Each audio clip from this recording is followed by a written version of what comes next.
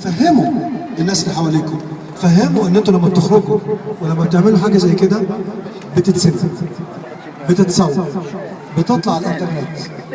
كان معانا هنا من يوم السابع، هيطلع من يوم السابع على الدستور، على المجهول، على كل الجرايد.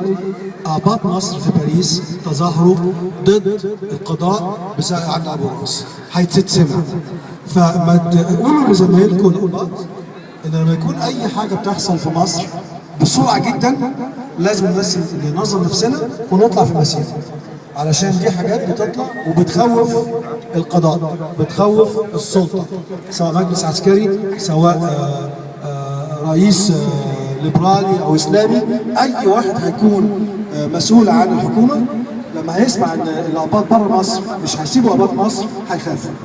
فانا بكرر كلمه دكتور نجيب، انتوا ابطال مصر من خارج مصر. شكرا.